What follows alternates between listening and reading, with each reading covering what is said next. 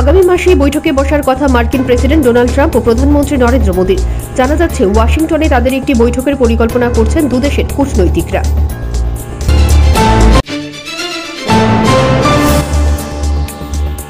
মহারাষ্ট্রের জলগাঁওয়ে ট্রেন দুর্ঘটনায় বাড়ল মৃতের সংখ্যা। বুধবার 11 জনের মৃত্যুর খবর মিলেছিল, বৃহস্পতিবার সকালে বেড়ে তা 13 জন দাঁড়ালো।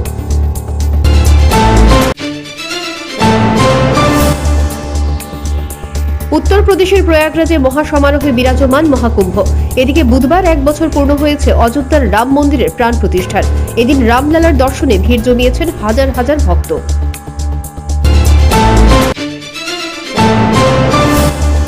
কুম্ভের সঙ্গমে ডুব দিলেন প্রাক্তন রাষ্ট্রপতি রামনাথ কোবিন্দ। পূর্ণার্জনের জন্য মহাকুম্ভের পবিত্র সঙ্গমে ডুব দেন তারা। প্রাক্তন রাষ্ট্রপতির সঙ্গে ছিলেন তার স্ত্রী ও মেয়ে।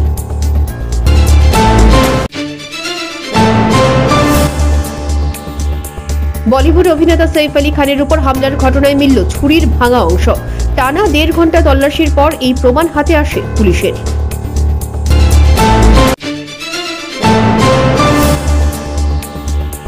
বৃহস্পতিবার ধলেশ্বর স্থিত ব্লু লোটাস ক্লাব প্রাঙ্গণে ধলেশ্বরী উৎসবের সূচনা হয়। এর আনুষ্ঠানিক সূচনা করেন আগরতলা পুর নিগমের মেয়র দীপক মজুমদার। তা চলবে 26শে জানুয়ারি পর্যন্ত।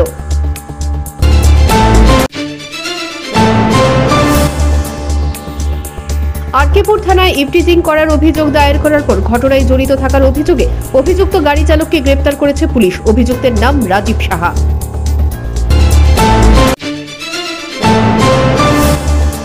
ক্যানেলের জল গড়িয়ে পড়ছে রাস্তায়। উদয়পুর মহকুমার পশ্চিম খিলপাড়া এলাকায় জনগণের অবস্থা বেহাল, ক্ষুব্ধ তারা।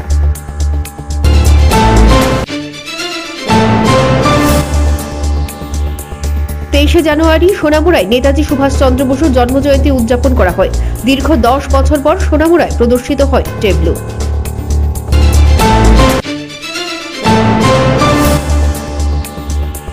গোলাঘাটি বিধানসভা কেন্দ্রের অধীন জারুল বাজাই নতুন বাজার এলাকায় রাস্তার উপর বক্স কালভার্ট বেহাল দশা। এই কাজটির টেন্ডার বের হলেও কাজ শুরু হয়নি, নাজেহাল জনসাধারণ।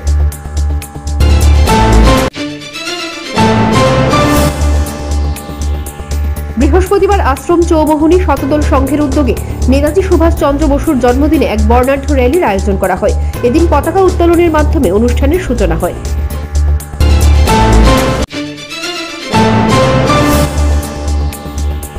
রাজধানীর ভগবান ঠাকুর চৌমোহনী এলাকায় 4তলা ফ্ল্যাটের ছাদ থেকে ঝাঁপ দিয়ে মৃত্যু হয় এক মহিলার। মৃতার নাম শম্পা সাহা, বয়স 50 বছর।